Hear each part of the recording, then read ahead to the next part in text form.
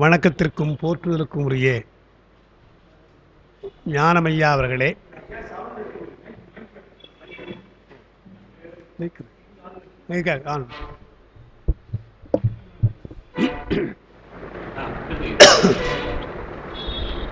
வணக்கத்திற்கும் போற்றுதலுக்குரிய ஞானமையா அவர்களே,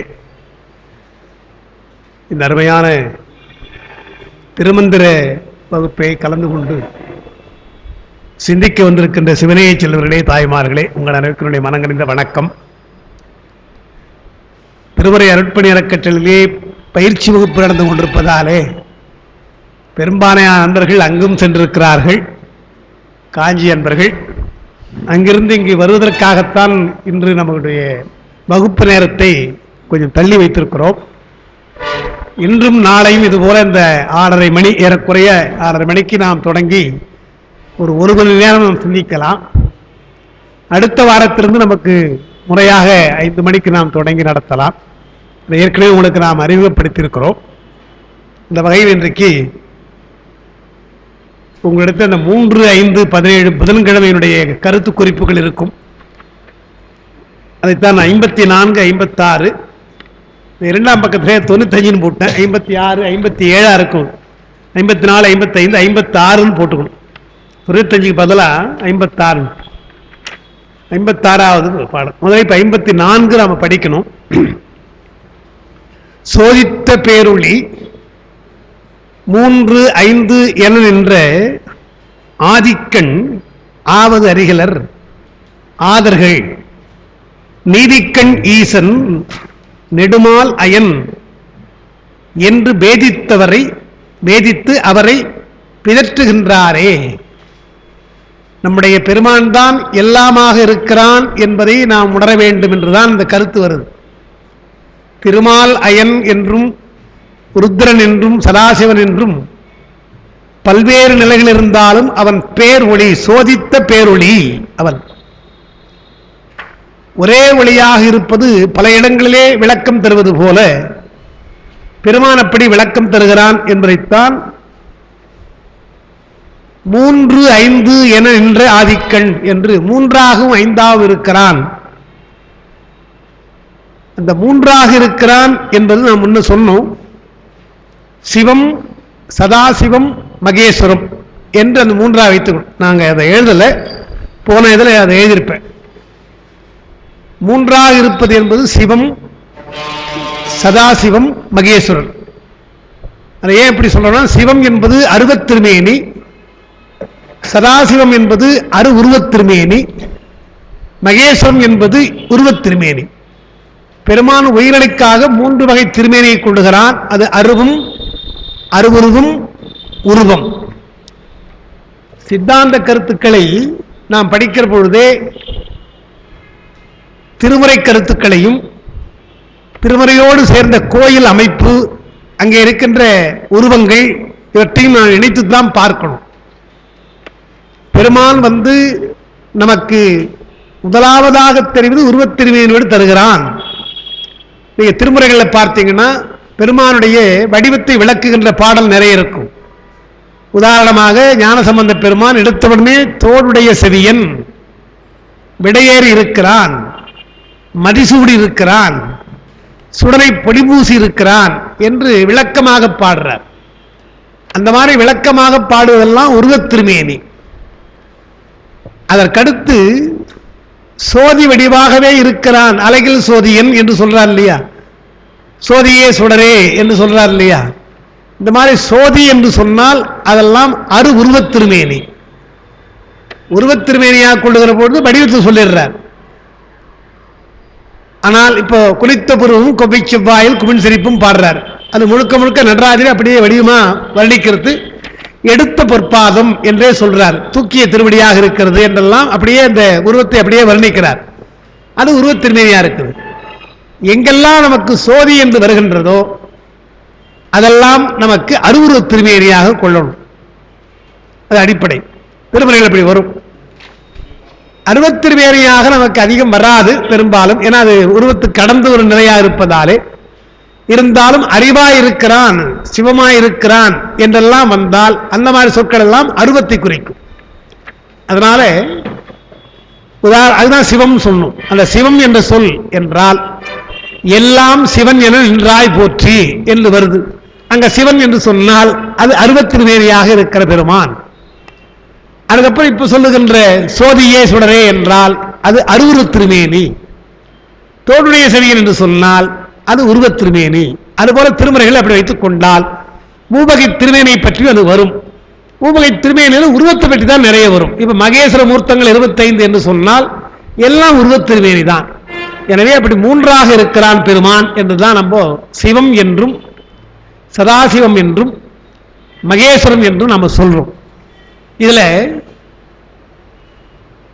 இந்த மகேஸ்வர மூர்த்தம் என்பதுதான் உயிர்களை தம்முடைய அருள் செயலால் ஆட்கொள்வதற்கு வருவது.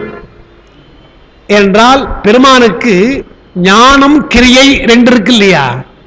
அறிவுமயமாக இருக்கிறான் பெருமான், சக்திமயமாக இருக்கிறான் சொல்றோம். சக்திமயமாக இருக்கிற பொழுது அது கிரியை செயல், அறிவுமயமாக இருக்கின்றால் அது சிவம். எனவே சிவம்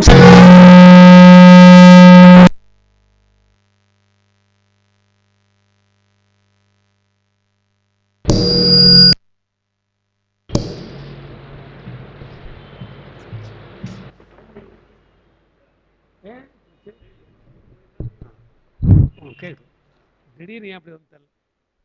அப்போ சிவம் என்று சொல்லுகிற பொழுது அவருடைய ஞான வடிவத்தை குறிக்கிறது. சக்தி என்று சொன்னால் செயல் வடிவத்தை குறிக்கிறது. இது அடிப்படையாக திருமுறைகள் அப்படி நம்ம சொல்லலாம், தப்பு கிடையாது. இப்போ உண்ணாமுலை உமையாளோடும் உடனாகிய ஒருவன் என்று சொல்றோம். உண்ணாமுலை என்று சொல்லுகிற பொழுது சக்தியை குறிப்பதாலே அது கிரியை, உடனாகிய ஒருவன் என்பதாலே சிவம், அது அறிவடிவம். அப்படிதான் வைத்துக்கொள்ளும். எல்லாம் அப்படி நம்ம கொள்ளலாம்.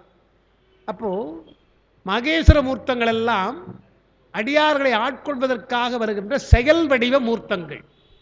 அந்த செயல் வடிவ மூர்த்தங்களைத்தான் நாம் என்ன சொல்றோம்? மகேஸ்வர மூர்த்தம் கிரியை அதிகமாக, செயல் அன்பு ஞானம் குறைவாக என்று நாம் சொல்றோம். ஞானம் இருக்கு இல்லாமல் இல்லை. எது மிகுந்து இருக்கிறது என்று சொன்னால், இப்போ எப்படி நம்முடைய 3 குணங்கள் சொல்றோம் இல்லையா? சாத்விக ராஜச தாமச குணம் சொன்னா, சாத்விகம் மிகுந்திருக்கிற பொழுது ராஜசம் தாமசம் இருக்கு இல்லாமல் இல்லை, இருக்கிறது. அது குறைந்திருக்கிறது, அடங்கி இருக்கிறது. ராஜச குணம் மேலோங்குகிற பொழுது மற்ற 2 குணங்கள் அடங்கி இருக்குன்னு சொல்றோம் இல்லையா? அதுபோல் கிரியை மிகுகின்ற பொழுது ஞானம் அடங்கி இருக்கிறது, ஞானம் மிகுகிற பொழுது கிரியை அடங்கி இருக்கிறது என்று பார்க்கும்.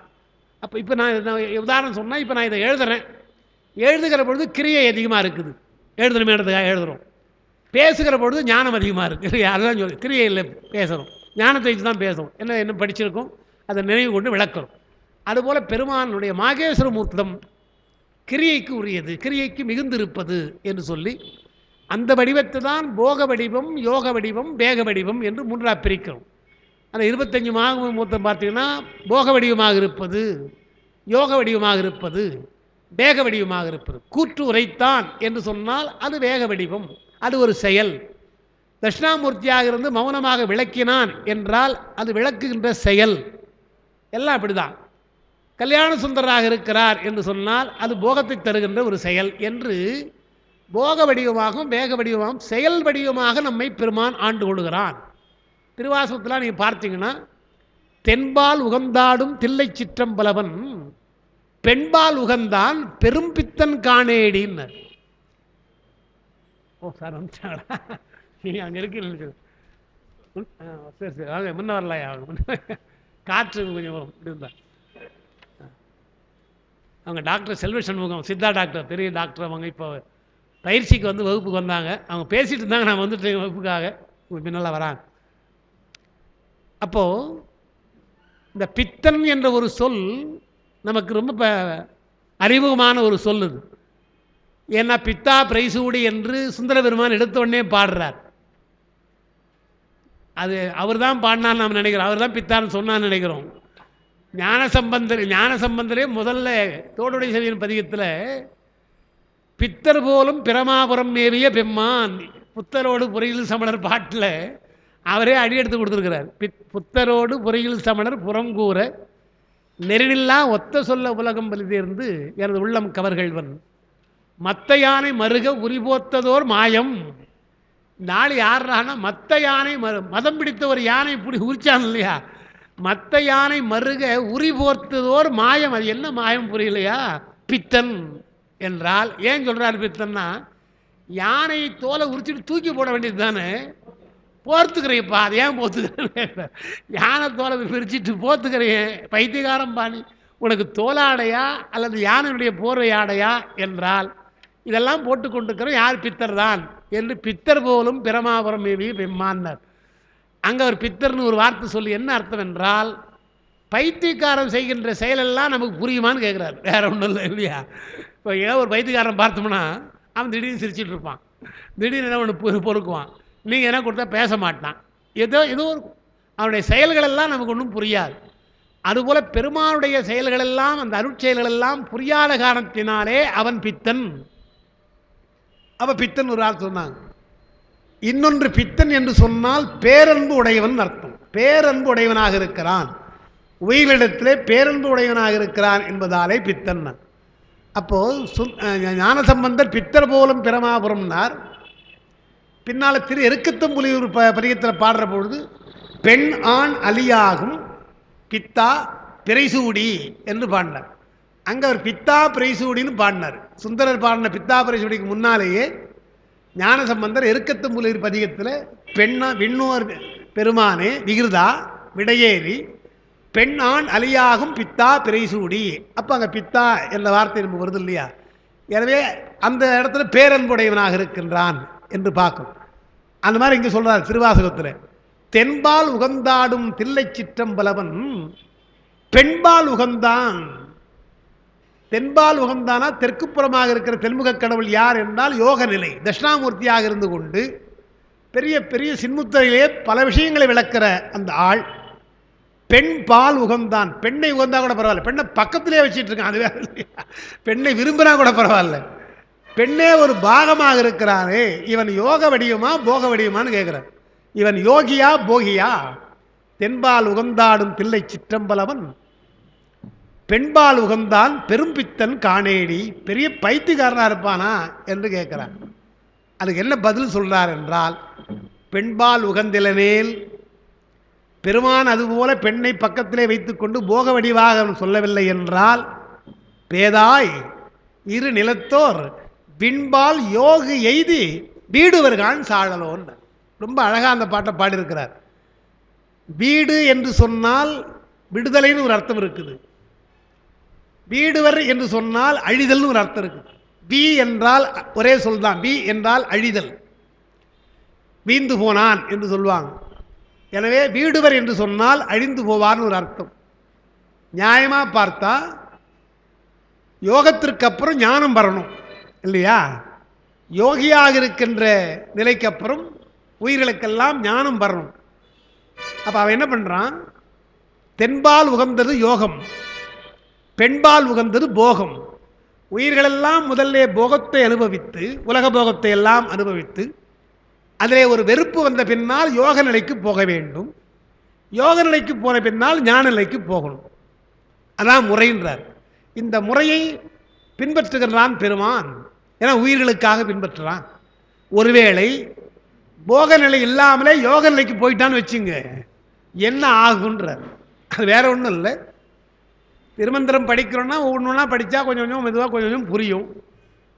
ஒரு பாட்டை படிச்சுட்டு அப்புறம் 1002 பாட்டு 2000 பாட்டு 3000 பாட்டும் போனால் நம்ம ஒன்றும் புரியாது. முறைப்படியாக படித்தால்தான் ஒரு நூல் புரியும் அல்லவா, அதுவும் அரிய நூல்கள். அதுபோல் உலக வாழ்க்கை நமக்கு புரியணும்னா எடுத்த உடனே யோகியாக போயிட்டான்னு வைத்துக்கிறது முடியாது. நமக்கு பெருமான் தந்திருக்கின்ற இந்த உடம்பு, மருத்துவெல்லாம் வந்திருக்காங்க, அவன் தான் அந்த உடம்பை காப்பாற்றுறவங்க அவங்கெல்லாம் இல்லைங்க தான் பேசிட்டு வந்தாங்க. உடம்பு என்றும் உயிர் என்றும் ரெண்டும் சொன்னார், அழகாக சொன்னாங்க. அவங்க அந்த திருமந்திரத்தில் அவங்களும் அதை திரும்ப தான் பேசிட்டு வராங்க. அவங்க பார்வையில் பார்த்துட்டு வராங்க.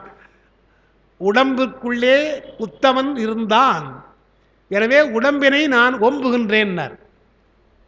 உயிருக்குள்ளே புறம்பாக உயிர்ப்புறம்பாக பெருமான் இருக்கிறான் என்றால், பெருமான் கொடுத்திருக்கின்ற 2 பொருள் நமக்கு, உயிர் ஒன்று உடம்பு ஒன்று.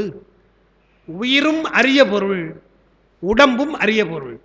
சைவம் தான் அப்படி சொல்லுது. அதைத்தான் ஐயா பேசி சொன்னாங்க. திருமூலரும் கூட, திருமூலர் தான் உடம்பை வளர்க்க வேண்டும் என்று சொன்னார். உடம்பை வளர்க்க வேண்டும் தான் என்னன்னு ஐயா பேசுனாங்க. எல்லாம் உடம்பு வளர்ந்து போகுது, நல்லா வளர்த்துறப்ப, நல்லா வளர்த்து வச்சுக்கிற உடம்பை. ஏன்னா ராமாயணத்தில் சீதையை கவர்ந்து கொண்டு வந்த ராவணன் கும்பகர்ணனை கூப்பிடுறான். கூப்பிட்டு என்ன சொல்கிறான், இது மாதிரி ராமன் வந்து போருக்கு வந்துட்டான், நான் சீதையை கவர்ந்து கொண்டு, அவருடைய மனைவி சீதையை கவர்ந்து கொண்டு வந்துட்டேன், எனவே எனக்காக நீ சண்டை போடு போய் அப்படின்றான். அப்படி அதுக்கு முன்னால் என்ன பண்ணு, நல்லா சாப்பிடலாம் சாப்பிட்டு கொண்டான். எப்படி 600 சகடத்து அடிசில் 100 குடங்கள்னார். மதுக்குடம் எத்தனை 100 குடங்களாம் அதில் குடித்தான். 600 சகடம்னா 600 வண்டி சாப்பாடு. 600 சகடத்து அடிசிலும் 100 குடங்களும் முங்கினான், ஏறுகின்ற பசியை எழுப்பினான். அது அப்பிடைசர்ன்றான் இல்லையா, பசி அடங்கலை. அப்போ அதை சாப்பிட்ட உடனே இப்போதான் பசி வராமல் இருக்குது, அப்படி சாப்பிடக்கூடியது. அந்த உடம்பை வளர்த்துருக்கிறான். அதை சொல்கிறான், இப்படி உடம்பையா வளர்த்த நீ என்றால் எனக்காகத்தானே, செஞ்சோற்று கணல்லவா என்று கும்பகர்ணன் விபீஷன்கிட்ட சொல்லுவான். இப்படிலாம் சாப்பாடு போட்டான்பா, சாப்பாடு போட்ட இந்த உடம்பல்லவா, வளர்த்த உடம்பல்லவா, அந்த உடம்பு அவனுக்காக தான் அழியணும் என்று பேசுகிறான். அந்த மாதிரி உடம்பை வளர்க்கறது இல்லைன்னாரு. திருமூலர் சொல்கிறது உடம்பை வளர்த்தேனேன்னா இப்படியா வளர்த்தா என்றால் இல்லை, உடம்பை நெறிப்பட வளர்த்தல், ஒரு நெறியிலே இருந்து அதை வளர்க்க வேண்டும். அதான் ஐயா இன்னைக்கு சொல்லிட்டு வந்தான். ஏன்னா இந்த உடம்பு அரிய உடம்பு, நமக்கு கொடுத்துக்கிற இந்த உடம்பு அரிய உடம்பு, உயிரும் அரிய உடம்பு. ஏன்னா இது இந்த இளைஞர்களுக்கெல்லாம் இது தெரியல. ஒன்று, உடம்பை வெகு சீக்கிரமாக கெடுத்துக்கிறாங்க. மது போன்ற பழக்கத்திலும் மற்ற போதை பழக்கத்திலும் இயல்பாக போய் கெடுத்துக்கிறாங்க இன்றைக்கி இருக்கிற இளைஞர்கள். ஏன்னா நமக்கு முன்னாலே இருந்தவங்களும் ரொம்ப குறைவு ஆனால் கெட்டு போகிறது. எங்களுடைய நாங்கள்லாம் படிக்கிற மெட்ராஸில் படிக்கிற பொழுது எங்கள் அப்பாவுக்கு கொஞ்சம் பயம். நான் ஒரே ஒரு பையன், மெட்ராஸில் படித்தா அது உருப்பிடுமோ உருப்படாத ஒரு பயம். சேர்க்க மாட்டேன்ட்டாங்க மெட்ராஸில் முதல்ல. அப்புறம் ஒரு கண்டிஷன் போட்டு இலவச சாப்பாடு அங்கே கொடுத்தாங்கன்னா உன்னை சேர்க்குறேன்டான்ட்டாங்க. அப்போ அங்கே ஒரு இலவச சாப்பாடு ஹோட்டல் இருந்தது விடுது இருந்தது, அந்த இடம் கிடச்சிது. அப்புறம் அதனால் சேர்த்துட்டாங்க. சேர்த்துட்டு அவங்க சொன்ன வார்த்தை நல்லா இன்னும் ஞாபகம் இருக்குது. இப்போ நான் போய் தர்மயானத்தில் வகுப்பெடுக்கிற அந்த இடம் தான், அங்கே தான் இப்போ இருக்கிற மகாசரிதானம் தம்பரானா இருந்தார். அப்போ மாயத்தில் இருந்தாங்க, தர்மயாதீனத்தில் இருந்தாங்க. அங்கேருந்து வந்து ஒரு பெட்டி, இரும்பு பெட்டி, இப்போ கூட இருக்குது அந்த பெட்டி இருக்குது, இரும்பு பெட்டியை வாங்கி கொடுத்து அதில் ஏதோ சில துணிமணிகள்லாம் வாங்கி கொடுத்துட்டு அந்த ஆதீனத்தில் உட்கார்ந்து கொண்டு உபதேசமாக தான் சொன்னாங்க. அப்போ சொன்னது தான் அது உபதேசம் எனக்கு பட்டுது. என்ன சொன்னாங்கன்னா, எங்கள் அப்பா எனக்கு ஒன்றும் சொத்து சேர்த்து வைக்கல, உனக்கு வந்து சிவபெருமான் தாண்டா உனக்கு பிள்ளையார் தாண்டா என்று சொன்னாங்க. அதுதான் எனக்கு சொத்தா, அதான் வச்சுட்டு இப்போ வாழ்ந்துட்டுருக்கோம். உனக்கு நான் சொத்து சேர்க்கலை இல்லையா. அப்போ சொத்து சேர்த்துருக்கலாம், அதை அப்பயே சொல்லிட்டாங்க, சேர்க்க முடியாதுன்னு சொல்லிட்டாங்க. உனக்கு நான் சொத்து சேர்க்கலை, இந்த பெட்டி தான் உனக்கு சொத்து. இப்போ 5 ஆண்டு காலம் சென்னையில் நீ படிக்கிற படிப்பு தான் உன்னுடைய வாழ்க்கை. இதை நீ ஒழுங்காக இருந்தால் உன்னுடைய வாழ்க்கை சரியாக இருக்கும். 5 ஆண்டு தானே தனிமையாக இருக்கிறேன்னு சொல்லிட்டு படிக்காமல் கெட்டு போனா அது ஒரு இஷ்டம் என்று சொன்ன ஞாபகம் எனக்கு இருக்குது. அதனால் 5 ஆண்டு காலம் ஒழுங்காக இருக்க வேண்டியதாக போச்சு இல்லையா. இல்லை என்றால் எங்கேயும் நம்ம தடம் மாறி இருக்கலாம், போகாமல் இருக்கலாம். ஒரு புண்ணியம் நமக்கு இருந்ததாலே படிச்சுட்டு வந்தோம்.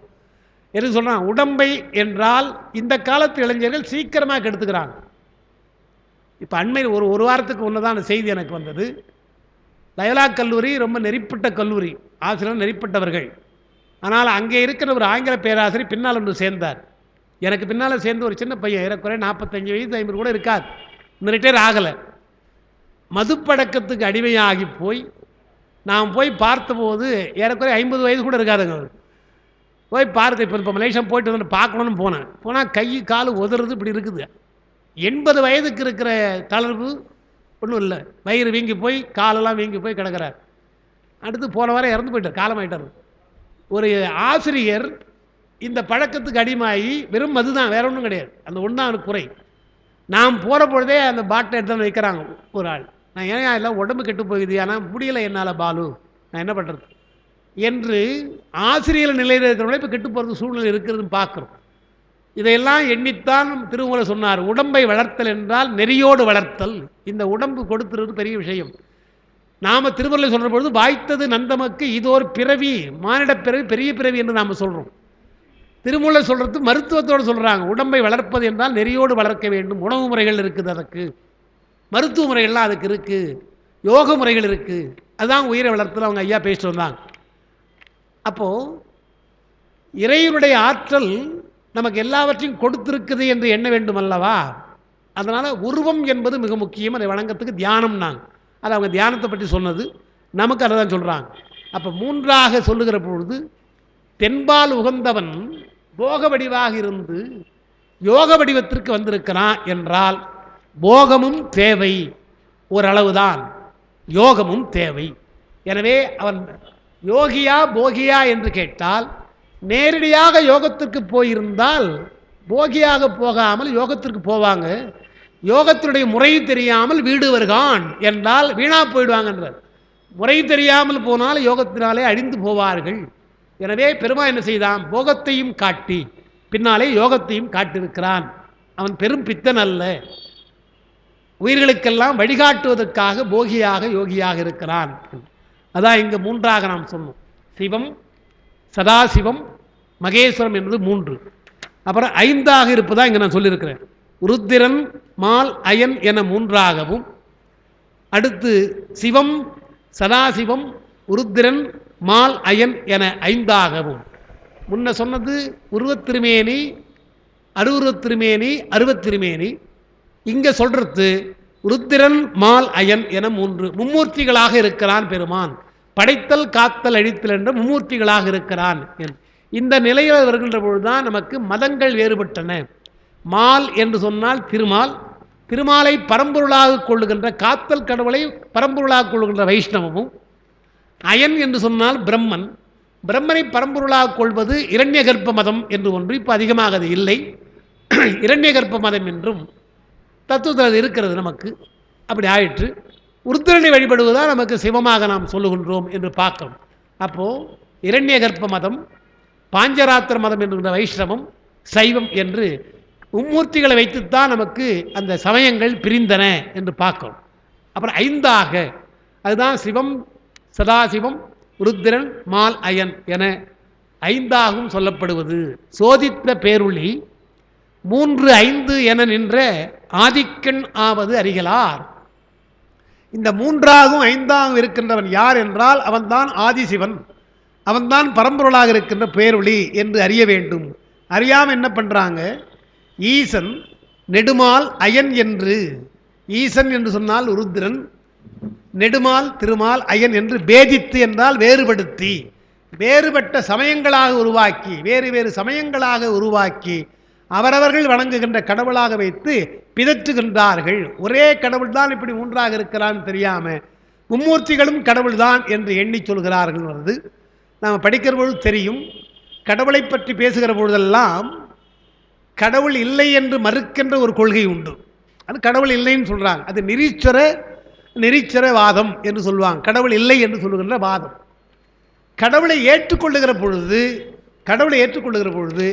யார் கடவுள் என்பதை வேறுபாடு. அப்போ எப்படிலாம் வேறுபடும்? வேதித்து பிதற்றுகின்றார் சொன்னார் இல்லையா? வேறுபட்டு பிதற்றுகின்றார் என்று சொன்னால் கடவுள் இல்லை என்று சொல்லுகின்ற வேதிக்கிறார்கள், மாறுபடுகிறார்கள். அப்புறம் யார் கடவுள், மும்மூர்த்திகளில் யார் கடவுள் என்று வேறுபடுகிறார்கள். அது இரண்டாவது. மூன்றாவது, ஒரு கடவுள் அல்ல பல கடவுள் நமக்கு தேவை, அநேகேஸ்வரவாதம். கடவுளே இல்லை என்று சொல்லுகின்ற வாதம் நிரீஸ்வரவாதம். கடவுள் பல என்றே சொல்கிறாங்க. ஏன்னா இப்படிப்பட்ட உலகத்தை படித்து காக்க வேண்டும் என்றால் ஒரு கடவுள் போதாது என்றார். எப்படி ஒரு பெரிய கம்பெனியாக இருந்தாலும் கீழே ஒரு 4-5 மேனேஜர் வைக்கிறோமோ அதுபோல் ஒரு ஆள் போதாது என்பது போல பல கடவுள் என்று சொல்லி அநேகேஸ்வரவாதம் என்கிறார்கள். இப்போ நிரீஸ்வரவாதம், அநேகேஸ்வரவாதம், அப்புறம் தான் வணங்குகின்ற கடவுளாக இருக்கின்ற பொழுது கடவுள் அல்லாதவரை கடவுளாக எண்ணுகின்ற வாதம். இதெல்லாம் நமக்கு இருக்குதான். அதான் பேதித்து அவரை என்னார், மால், அயன், ஈசன் என்று பேதித்து அவரை பிதற்றுகின்றார் என்று சொல்லி நீதிக்கண், நீதின்னு சொன்னார். பெருமா என்ன செய்கிறான் என்றால் உலகத்தில் முதல்ல அறங்களை சொன்னான்றார். நாம் அதைத்தான் சொல்கிறோம். அறங்களை சொன்னவர்கள் யார் என்றால் அறநூல் ஆசிரியர்கள், நீதி நூல் ஆசிரியர்கள். தமிழில் நீங்கள் இந்த அறம் என்பது சொல்லாமல் எந்த நூலும் அல்லது எந்த பாட்டும் கிடையாது. நீங்கள் எதை பார்த்தாலும் சங்க காலத்தை பாருங்கள், காதல் பாட்டு தான் பாடுவாங்க. தலைவனுக்கும் தலைவிக்கும் காதலத்தை தான் பாடுவாங்க. காதலை பாடுகிற பொழுதே நீதியை சொல்லுவாங்க. அந்த நீதியை சொல்லுகின்ற விஷயம் நம்மகிட்ட தான் இருக்குது. ஒரே உதாரணம் உங்களுக்கு சொல்கிறேன். தலைவியை பிரிந்து தலைவன் பொருள் தேட போகிறான். பொருள் தேட போகிற பொழுது தோழி என்ன சொல்கிறா, தலைவி இளமையாக இருக்கிறாள், இளமை காலத்தில் அவளை பிரியக்கூடாது, இல்லற வாழ்க்கையில் பிரியக்கூடாது, நீ எதுக்கு போகிற, பொருள் தேட போகிறாய். யாருக்காக பொருள் தேட போகிற? உன் மனைவியை காப்பாற்றுக்காக போகிற, உன்னுடைய குடும்பத்துக்காக நீ போகிறாய். ஆனால் நீ சென்று பொருள் தேடி வருவதற்குள்ளாக உன்னுடைய பிரிவினாலே அவள் இறந்தும் போகலாம், அல்லது இளமையும் போகலாம். விரும்புகின்ற இளமையும் போய்விடலாம். ஏன்னா இந்த காலம் மாதிரி கிடையாது. அந்த காலம் திரைக்கடல் ஓடியும் திரவியம் தேடினாங்க, கஷ்டப்பட்டாங்க, திரும்பி வர்றது கஷ்டம். அதனால் நீ திரும்புவதற்குள்ளாக இவள் இளமையும் போய்விடலாம், அல்லது இறந்தும் போகலாம் சொல்லிட்டு ஒரு வார்த்தை சொல்கிறார். சென்றோர் முகக்க பொருளும் கிளவாது. போய் தேடினால் பொருள் கொட்டி வச்சிருக்குதா, குவித்திருக்கிறதா, அதை அப்படியே அள்ளிட்டு வர்றதுக்கு ரொம்ப கஷ்டம். பொருளை தேடுவது கஷ்டம்னார். சரி, அப்படி கொண்டு வந்து வருகிறாயே அது நிலைக்குமான்னு கேட்குறா. தோழி நிலைக்குமான்னு கேட்குறா. இளவையை விட்டுட்டு அவளையும் மறந்துட்டு போறையே, அந்த பொருள் எடுத்துக்கொண்டு வருகிறாயே கஷ்டப்பட்டு, அது நிலைக்குமா உனக்கு என்று பொருள் நிலையாமையை பொருள் தேடப் போகின்ற ஒரு தலைவனுக்கு தோழி சொல்வது போல சொல்கிறான்னு சொன்னால் பல இடங்களில் நீதிகள் நமக்கு சொல்லப்படுகிறது பார்க்குறோம். பண்பு எனப்படுவது பாடறிந்து ஒழுகல். எங்கே வருது? கலித்தொகல் வருது. பண்பு என்று சொன்னால் எது, அறம் என்றால் எது என்று எல்லாவற்றுக்கும் ஒரு பட்டியல் போட்டு நமக்கு சொல்லுகிறார்கள் பார்க்குறோம். பின்னால் பட்டினத்தார் பாடுறாரு 11ஆம் திருமுறையில், உழைப்பின் வாரா உறுதிகள் உழவோ, உழைத்தால் வராத உறுதி இருக்குதா உழைகின்றார். கடவுளை பாடுறவர் தான்.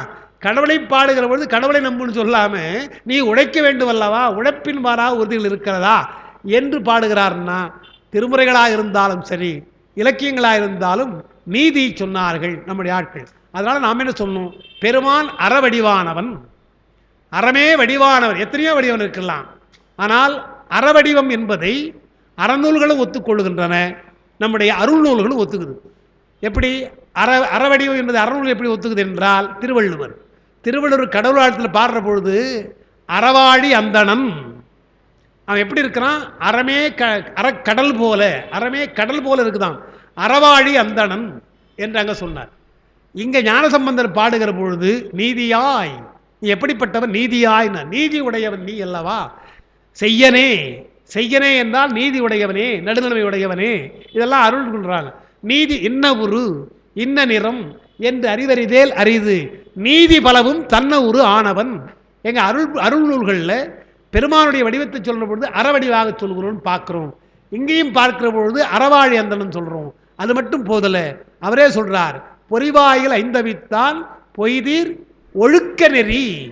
கடவுள் வாழ்த்து பாடுகின்ற வள்ளுவர் அவன் வகுத்தது என்ன, கடவுளை நீ வணங்க வேண்டும் என்றால் இந்த நெறி உனக்கு வேண்டும், அறநெறி உனக்கு வேண்டும், ஒழுக்க நெறி வேண்டும் என்றார். இன்னும் சில வரும் பார்த்தீங்கன்னா, அதாவது ஒழுக்க நெறி என்றால் என்ன என்பதைத்தான் இப்போ மருத்துவங்கள்லாம் அவங்களாம் சொல்கிறது. அதுதான் 5 புலன்களை நெறிப்படுத்துதல். அதான் ஐயா சொல்கிறது, உடம்பை நெறிப்படுத்துன்னு சொன்னது என்றால் சாப்பிடணும் ஆசையாக இருக்கும் நமக்கு. வேடிக்கையாக சொல்கிறாங்க, இரவு நேரம் இன்றைக்கு சாப்பிடலாமா வேண்டாமான்னு ஒரு எண்ணம் வருதுன்னு வச்சுங்க, சாப்பிடக்கூடாதுன்றாங்க. நாம் என்ன நினைக்கிறோம், சாப்பிடலாமா வேண்டாமா, கொஞ்சம் சாப்பிட்டு வச்சுக்கலாம் என்று நினைக்கிறோம் இல்லையா, ராத்திரி பசி வந்துடுமோன்னு சாப்பிடலான்னு நினைக்கிறோம். அதே போலத்தான் உட்கார்ந்து சாப்பிட்ற பொழுது, உட்கார்ந்து சாப்பிட சொன்னாங்க பாருங்க, நம்ம மாட்டெலாம் என்ன பண்ணாங்க, இந்த மாதிரி சேர் போட்டுட்டோ இல்லை நின்று ஒன்று பஃபே அந்த மாதிரி கிடையாது, உட்காருன்னா சம்மணம் போட்டு உட்கார்ந்தா பாதி பசி போச்சு உங்களுக்கு இல்லையா, அடைக்கணும் இல்லையா, அதிகமாக சாப்பிட முடியாது. இயல்பாகவே உங்களுக்கு வயிற்றை அடுக்கி விடுவதாலே அது பாதி தான் சாப்பிடுவீங்க. அப்போ வயிற்றுக்கு பாதி வேண்டும், மீதி இருக்கிற பாதி வயிறில் கால் வயிறு தண்ணீர் இருக்கணுமா, மீதி காற்று இருக்கணும்னு சொல்கிறாங்க. டாக்டர் விவரம் சொல்லக்கூடாது இல்லையா, இப்படி இதெல்லாம் வயிற்றுக்குன்னு சொல்கிறாங்க இல்லையா. அப்போ என்ன சொன்னாங்க, இன்னும் கொஞ்சம் சாப்பிடலாமா என்ற ஆசை இருக்கிற பொழுது தான் எழுந்துருன்றாங்க. அப்பா என்னால் முடியாதப்பா இனிமேல், அப்படி தான் எழுந்துக்கிறோம் இல்லையா. பெரும்பாலும் எப்படி எழுந்துக்கிறோம் என்றால், என்னால் இனிமேல் ஒரு சாப்பாடு ஒரு கவலை கூட சாப்பிட, அப்போ தான் எழுந்துக்கிறோமே தவிர இன்னும் கொஞ்சம் நல்லா இருக்கு இன்னும் கொஞ்சம் சாப்பிடலாம் என்று எண்ணுகிறப்போ எழுந்துருங்க. இதெல்லாம் உணவு முறைகளிலே சொல்லுகின்ற முறையாக நமக்கு சொல்கிறாங்க இல்லையா. அப்போது ஒழுக்க நெறி என்கிற பொழுது 5 புலன்களை அடக்குதல், சாப்பாட்டை அடக்குவது போல எல்லா புலன்களை அடக்க வேண்டும் என்று சொல்லித்தான் நமக்கு என்ன சொன்னார் வள்ளுவர் என்று சொன்னார், 5 அவித்தான் ஆற்றல் அகல் விசும்புளார் கோமான் இந்திரனே சாலுங்கரின்னு ஒரு பாட்டு சொன்னார். அருமையான பாட்டு. அந்த பாட்டு குறள் பரிமேலழகர் அழகாக உரை எழுதுகிறார். 5 அவித்தான் என்றால் அவன் யார், கௌதம முனிவன். அவனுடைய மனைவி தான் அகலிகை. அந்த அகலிகையை ஆசைப்பட்டு தான் யார் போனால் ஐந்தவித்தான்னா அகலிகை இந்த கௌதமன். 5 அவிக்க முடியாதவன் யார் என்று சொன்னால் இந்திரன். எனவே 5 புலன்களை அடக்க முடியாமல் அகலிகை விரும்பினான். யார்? இந்திர பதவி என்பது சாதாரண பதவி அல்ல. 1000 வேள்வி செய்தால் வருகின்ற புண்ணியம், அதுதான் இந்திர பதவியான். அவ்வளோ பெரிய புண்ணியத்தை பண்ணிவிட்டு என்ன பண்ணுறான், இங்கே வந்து அகலிகனுடைய ஆசைப்பட்டான். அதனால் அவர் யார் அவனை சபித்தது என்றால் 5 அவித்தவன். அப்போ என்ன எழுதுறார்? தான் 5 அவியாது, குறையில் என்ன எழுதுறார் பரிமேலழகர்? தான் 5 அவியாது 5 அவித்தானுடைய ஆற்றலை புலப்படுத்தினான் இந்திரன். அவன் என்ன பண்ணான்? நல்ல காரியம் செய்தான். எனக்கு 5 புலன் அடக்க முடியலப்பா, 5 புலன் அடக்கலாம் என்ன இருக்கும் இங்கப்பா என்ன பார் என்று அவனிடத்தை சாபம் வாங்கி கொண்டு அதை நிறுவினான் என்று பரிமேலழகர் நயமாக சொல்றார். அப்போ 5 அவித்தானுடைய ஆற்றல் இருக்கிறது அல்லவா, அதுக்கு யார் உதாரணம் என்றால் அகல் விசும்புளார்னர். அதையும் சொன்னார். அவன் எங்க இருக்கிறான்? விசும்பு தேவலோகத்தில் இருக்கிறான். இவர் எங்க இருக்கிறாரு? பூமியில் இருக்கிறார் இல்லையா? பூமியிலே இருக்கின்ற புலனடை அடக்குகின்ற கௌதம முனிவன் இந்திரலோகத்தில் இருக்கின்ற தேவேந்திரனாக இருக்கின்ற புலன் அடக்காத ஒருவனுக்கு சபித்தார் அப்படின்னா அவனால் ஒன்றும் பண்ண முடியல. அந்த சாபத்தை ஏற்றுக்கொண்டு போய் மறைந்தான் என்று நாம் சொல்றோம் இல்லையா? பின்னாலே கண் பெற்றான் என்று தான் திரு கண்ணார் கோயில் என்று நாம் சொல்றோம் இல்லையா? இதெல்லாம் வந்து கடவுளை பற்றி சொல்லுகிற பொழுதே நீதியை சொல்வதுன்னு பார்க்கணும். அதுதான் ஒரே வரையில் சொன்னார் திருமூலர். நீதி கண். பெருமான் எங்கே இருக்கிறான் என்றால் நீதி தவறிய இடத்திலே இல்லை, அவன் நீதி கண் இருக்கிறான். நமக்கு தெரியும், ஞானசம்பந்த பெருமான் தங்கி இருக்கின்ற மடத்துக்கு தீ வைக்கின்றார்கள் சமணர்கள். அப்போ அவர் பாடுகின்ற பாடல்ல இந்த தீ, இந்த வெப்பு இருக்குல்ல, வெப்பம், இது எங்கே போக வேண்டும் என்றால் இதற்கு காரணமாக இருக்கின்ற சமணருக்கு போகணும்னு சொல்லியிருக்கலாம். அவன் தானே வச்சான், அவன் தான் வச்சான். ஆனால் நாட்டில் நடக்கிற எல்லா குற்றங்களுக்கும் நீதி அநீதிகளுக்கெல்லாம் யார் காரணம் என்றால் அரசன் தான் காரணம். அவன் தான் காரணம், நல்லதோ கெட்டதோ. எனவே மன்னன் புறக்கின்ற மெய்முறை வழு என மனத்துள் கொண்டார். இந்த நீதி சரியாக இல்லை. அப்ப நீதி சரியாக இல்லாதனால பெருமானை பார்த்து பாடுற பொழுது செய்யனேன்னார். நீ நீதி உடையவன் அல்லவான்னார். நீதி சரியாக இல்லாமல் தங்குகிற இடத்துல நெருப்பு வைக்கிறான்னு சொன்னா செய்யாய் செய்யனே திரு ஆலவாய் மேவிய ஐயனே அஞ்சல் என்று அருள் செய்யனே பொய்யராம் அமலர் கொழுவும் சுடர் பையவே சென்று பாண்டியருக்காகவே என்று அந்த வெப்புரை திருப்பினார். அது அதுபோல போயிற்று என்றால் என்ன அர்த்தம் என்றால் நீதி இல்லாத இடத்திலே போய் தண்டிப்பதற்காக அது போகிறது என்று பார்க்கிறோம். அப்ப நீதி இல்லை என்றால் பெருமான் தண்டிக்கிறான், நீதி இருந்தால் பெருமான் பக்கத்திலே வருகிறான் என்று பார்க்கிறோம். அதான் நீதிக்கண் ஈசன்மார். அப்போ நீதி நூல் என்பது உலகியல், அதான் அங்கே சொல்லியிருக்கு. உலகியல் நூல்களில் நீங்கள் பார்த்தீங்கன்னா வேதங்களில் பார்த்தா பல தெய்வங்களை சொல்லியிருப்பார்கள். பல தெய்வங்களை வணங்குறான். செல்வம் வேண்டுமென்றால் குபேரனை வணங்கு, திருமகளை வணங்கு என்று சொல்வது போல வேத நூல்கள் எல்லாம் அறநூல்கள் எல்லாம் பல தெய்வங்களை வணங்கும். தெய்வங்களை வணங்காமல் கூட இருக்கும், சில சொல்லாமல் கூட இருக்கும். இப்போ நாலடியார் போன்ற பாட்டெலாம் பார்த்தா சமணர்கள், அவங்களுடைய கடவுள் குறிப்பு இருக்காது. ஏன்னா அறநூல் தான், அது அறம் சொல்லுகிறது, ஆனால் கடவுள் கொள்கை இருக்காது. எனவே வேத நூல் உலகியல் நூல்கள் எல்லாம் கடவுளை சொல்லலாம், பல தெய்வங்களையும் சொல்லலாம், கடவுள் இல்லை என்றும் சொல்லலாம். அதான் இங்கே சொல்றார். பல்வேறு சமயத்தாருக்கும் பொதுவாக இருக்கின்றது திருக்குறள் பார்க்கிறோம். ஏன் திருக்குறளை பொதுவாக சொல்லுகிறோம் என்றால் ஒரு குறிப்பிட்ட கடவுள் என்று இல்லை. இப்போ நம்முடைய திருமுறை எடுத்தவொடனே தோடடி செவின்னு ஆரம்பிப்பார். எடுத்தவொடனே நம்முடைய பெருமான் யாரும் சொல்லியாச்சு. நீங்கள் திருக்குறளை தேடி தேடி பார்த்தா கூட நம்முடைய பெருமானை பற்றி ஒன்றும் இருக்காது. மற்ற நூல்கள் இருக்குது, சங்க தான் இருக்குது.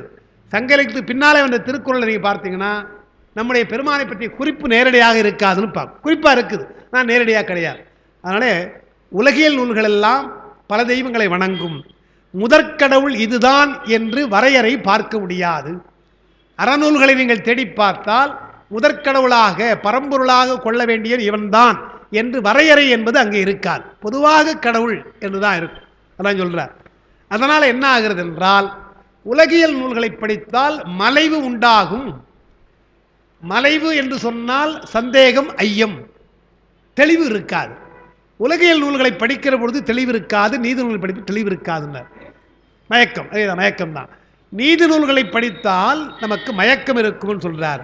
ஆனால் மெய்நூல்களை படித்தால், மெய்நூல்களாக இருக்கின்ற தத்துவ நூல்களை படித்தால் நமக்கு மலைவு நீங்கும் என்பதனால தான் இப்போ நாங்கள் நடத்திட்டு இருக்கோங்க பயிற்சியில். சிவஞான போதம் என்றால் எடுத்தவுடனே அவர் என்ன சொல்றார்? கல்லால் நிழல் மலைவில்லார் அருளிய பொல்லார் இளைமலர். மலைவு இல்லார் ஆரம்பித்தார். மலைவு நீக்குவதற்காக இந்த நூலை நான் எழுதுகிறேன். சிவஞான போதம் என்ற நூல் நம்முடைய மயக்கங்களை நீக்குகின்ற நூல் என்று அங்கே வருது இல்லையா? அப்போ மெயின் நூல்கள் எல்லாம் மயக்கத்தை நீக்கும், உலகியல் நூல்கள் எல்லாம் மயக்கத்தை தரும். எந்த தெய்வத்தை வணங்குறது தெரியாது என்று பார்க்க. அதான் அதனால் என்ன சொன்னார்? நீதிக்கண் ஈசன் நெடுமால் அயன் என்று வேதித்து அவரை பிதற்றுகின்றாரே என்று. அடுத்த பாட்டு 55வது பாட்டு. பரத்திலே ஒன்றாய் உள்ளாய் புறமாகி வரத்தினுள் மாயவனாய் அயனாகி தரத்தினுள் தான் பல தன்மையன் ஆகி கரத்தினுள் நின்று கழிவு செய்தானே.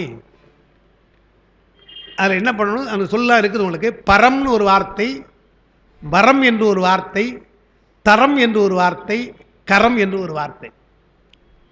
ஆயிரக்கணக்கான ஆண்டுகளுக்கு முன்னாலே எவ்வளோ அழகாக அவங்க அதை செய்திருக்கிறாங்க பாருங்கள். தமிழில் டாக்டர் ஐயா சொன்னாங்க, 3ஆம் நூற்றாண்டு 5ஆம் நூற்றாண்டுக்குள்ளாக திருமந்திர காலம்னு எழுதினாங்க. ஏறக்குறைய கிபி 5ஆம் நூற்றாண்டு என்று ஆராய்ச்சியாளர் சொல்கிறாங்க. 3 to 5 இருக்கலாம் என்பது ஆராய்ச்சியாருடைய முடிவு. இந்த ஏறக்குறைய இன்றைக்கு 5 கூட வைத்துக்கு 3 கூட வேண்டாம், 5 என்று வைத்து கொண்டாலும் ஏறக்குறைய 1600 ஆண்டு காலம். 1600 ஆண்டு காலத்துக்கு முன்னால் மொழி எவ்வளோ வளமாக வளர்ந்துருக்குதுன்னு பார்க்கணும்.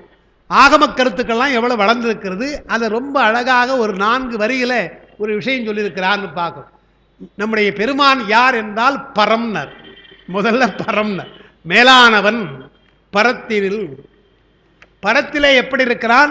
ஒன்றாக இருக்கிறான், ஒருவன்தான். மேலானவனாக இருக்கிற பொழுது ஒருவனாக இருக்கிறான். இறங்கி வருகிற பொழுதுதான் சிவம் சக்தியாக பிரிகிறான். நமக்கு உயிர்களுக்கு உதவுதாக வருகின்ற பொழுதுதான் சிவம் சக்தி என்று 2ஆக பிரிகிறான். தானாக மேலே இருக்கிற பொழுது பரசிவன் என்றால் ஒன்றாக இருக்கிறான். பரத்திலே ஒன்றாய், அதுக்கப்புறம் உள்ளாய் புறமாகி 2ஆக சொல்றார். உள்ளுக்குள்ளே உயிருக்குள்ளேவும் இருக்கிறான், உடம்பிலும் கலந்திருக்கிறான், புறத்திலும் கலந்திருக்கிறான். இந்த கலந்திருக்கிறான் என்றால் என்ன என்று நாம் நினைத்துக்கணும். இதெல்லாம் வேற மாதிரி சொல்லியிருக்கிறாங்க. நாம் அதை அந்த இடத்துல தான் நம்ம அர்த்தம் புரிஞ்சுக்கணும். இப்போது வானாகி மண்ணாகி வழியாகி ஒளியாகின்னு பாடுறாங்க. நமக்கு தெரிஞ்ச பாட்டு தான் அது. அது ஏன் அப்படி பாடுறாங்க? வானாகி மண்ணாகி ஏன் பாடுறாங்க? நிலமாக இருக்கிறான், நீராக இருக்கிறான், வேற ஒன்றும் இல்லை. இப்போ நிலம் என்று சொன்னால் அதனுடைய இயல்பு என்ன? நீர் என்றால் அதனுடைய இயல்பு என்ன? என்றைக்கும் மாறாது. அதாவது காற்று, இதுவரையில் நான் மறைந்திருந்தேன், இனிமேற்பட்டு நான் என்னுடைய உருவத்தை காண்பிக்க போறேன்னு எங்க டிக்ளேர் பண்ணிட்டு வருதா? வருமா? வராது. அருவப்பொருளா என்றால் காற்று அருவம்தான், அது நியமிச்சுட்டான் பெருமான். தண்ணீர் என்றால் குளிர்ந்தது, தீ என்றால் வெளிப்படக்கூடாது. இருக்கு, எல்லா இடத்தும் தீ இருக்கு, எல்லா இடத்தும் நெருப்பு இருக்கு, ஆனால் வெளிப்படக்கூடாது. ஒவ்வொன்றுக்கும் அப்படி வைத்துட்டு வேற என்ன செய்தான் என்றால் உருவமாக அருவுருவமாக அருவமாக படைச்சான். அதைத்தான் நம்ம அப்படியே பெருமானுக்கு சேர்த்துட்டோம். நிலம் நீர் என்றால் உருவமாக, அது என்றைக்கும் அருவமாக போவது கிடையாது. தீ என்றால் அருவுருவமாக, நெருப்பு எரிகிற பொழுது கண்ணுக்கு தெரிவதாலே அது உருவம். உறுப்புகள் இல்லை, தலை முகம் கால் எதுவும் இல்லை, எனவே உருவம் அல்ல, அருவம். 2க்கு இடைப்பட்டதால அருவுருவம் என்று நாம் சொல்றோம். இன்னொன்று ஒரு சமயத்திலே வெளிப்படுகிறது, ஒரு சமயத்திலே மறைகிறது, எனவே மறைந்து வெளிப்பட்டு இருப்பதாலே அருவுருவம் என்று இப்படிதான் அந்த ஏன் தீ அருவுருவம் என்றது நாம் சொல்றோம். அப்ப தீ அருவுருவப் பொருள் தான், காற்று அருவப் பொருள் தான், ஆகாயம் அருவப் பொருள் தான். அப்ப அருவம் என்பது உருவமாக வராது, உருவம் என்பது அருவமாக வராது. இது சரியா சொல்லியிருக்கார். இது நம்முடைய சைவ சித்தாந்தத்தினுடைய அடிப்படை. அதாவது உள்ளாய் புறமாகி என்றால் புறத்திலே இருக்கின்ற பொருளுடைய ஆற்றலாகவே அவன் இருக்கிறான். அவன் இருப்பதால் தான் நம்ம ஒன்று பார்த்தோம். நம்முடைய திருமூலர் பாடுற பொழுது கடலுக்கு நடுவிலே ஒரு நெருப்பை வைத்திருக்கிறான், அங்கியை வைத்திருக்கிறான். அந்த அங்கியை நில் என நிற்பித்த ஈசனை இல் என வேண்டான். கடலுக்குள்ளே நடுவில் நெருப்பை வச்சிருக்கிறான், அந்த நெருப்பை வைத்து விட்டு வெளியே வரல, அது இருக்குது. அந்த நெருப்பினால்தான் அலை வெளியில வரலையா. கரையை தாண்டி ஏன் அலை வரலைன்னா அந்த நெருப்பை கட்டுப்படுத்துகிறது. அந்த தெரியல நமக்கு.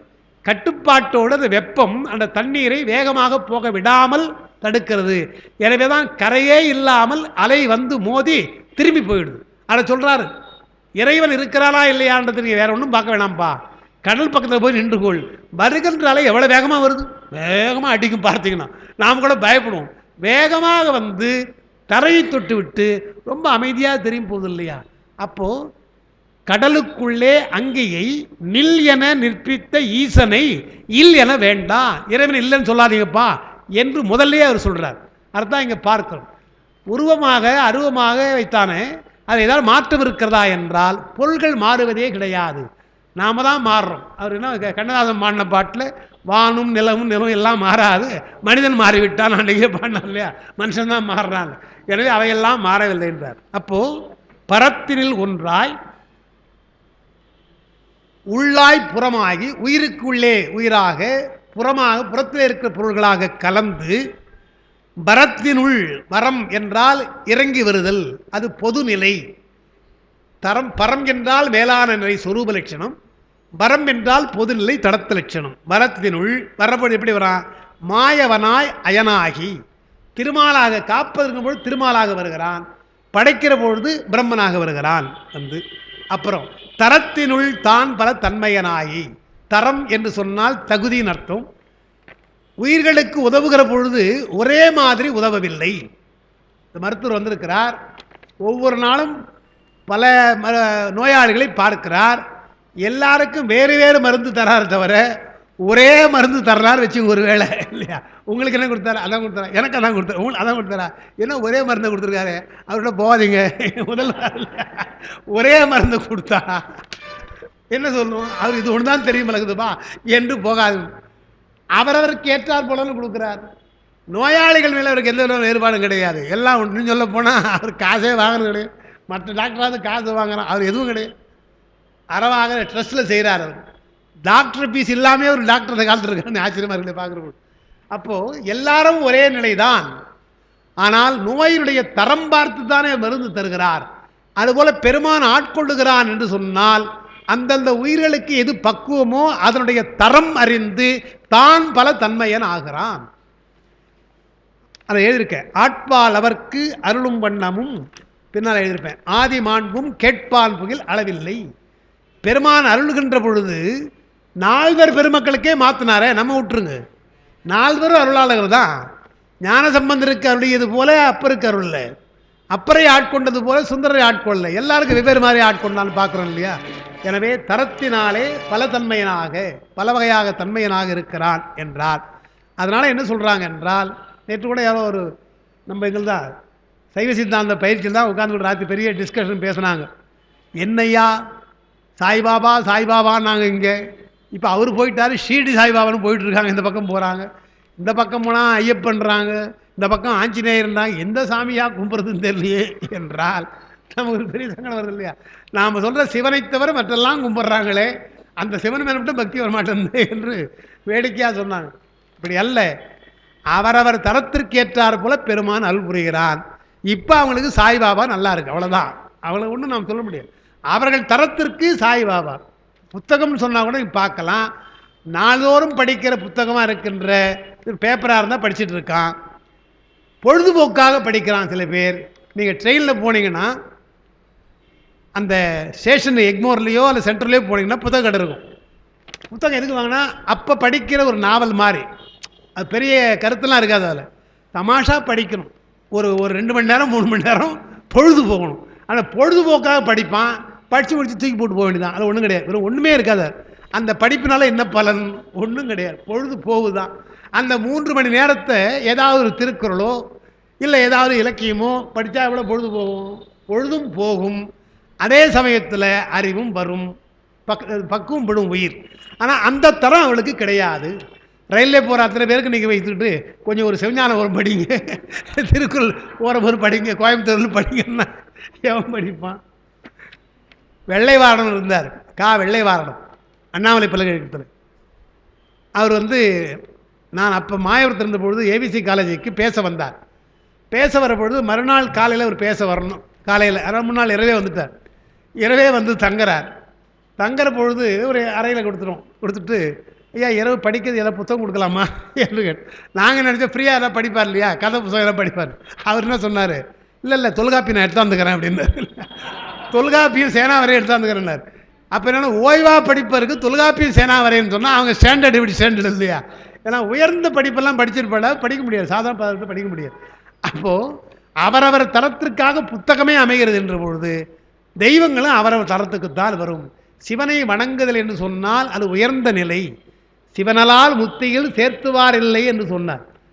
சிவனை தவிர வேறு தெய்வம் இல்லை என்று பார்க்கணும் இல்லையா? தெய்வத்தின் மேல் தெய்வம் வேறு இல்லைன்னு பார்க்கணும் இல்லையா? என்றால் அந்த பக்குவம் வந்தாலுடைய நாம் சிவனை நம்ப முடியாது.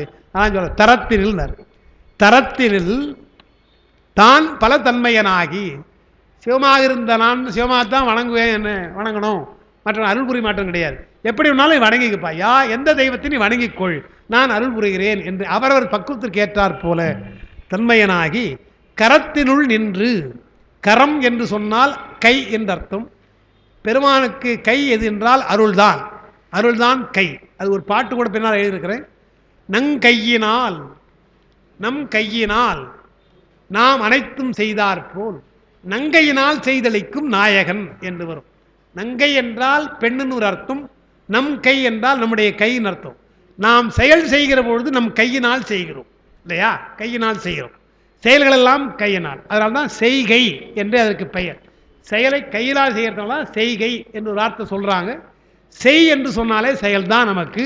அந்த கை என்று சொன்னாலும் ஒழுக்கம்னு ஒரு அர்த்தம் இருக்குது, செய்கின்ற ஒழுக்கம்னு அர்த்தம் இருக்குது. செய்கை என்பதை வைத்துக்கொண்டு நாம் கை என்று வைத்துக்கிட்டோம். தெலுங்கில் செய்யின்னு வச்சுட்டாங்க. செய்கை தான் செய்கிற. தெலுங்கில் பார்த்தா செய்யணுமா, கைக்கு செய்யணும், நாம் கையணும். அந்த செயல் என்பது கையினாலே. அதுபோல் பெருமானுக்கு எது கை என்றால் அவன் அருள்தான். அதான் சொல்கிறார், அருளே உலகை ஆழ்விப்பது என்று நம்முடைய காரைக்கால் அம்மையார் சொல்வது போல அருளினால் நமக்கு அருள்கிறான். கரத்தினுள் நின்று கழிவு செய்தான் என்றால் நம்முடைய பாவங்களையும் பாசங்களையும் நீக்கினான் என்று வருகின்றது. கரத்தினுள் நின்று கழிவு செய்தான். அந்த நோட்ஸை பாருங்க. பரம் என்றால் தனித்து நின்று மேலான தன்மையன், அவனுக்கு இணையாக யாரும் கிடையாது. வரம் என்று சொன்னால் தடத்தலைக்கு வருவது, உயிர்களுக்காக வருவது, பொதுநிலை வரம். எல்லா பொருளுக்கும் உள்ளும் புறம்புமாய் நிற்பான், அவன் இல்லாத இடம் கிடையாது.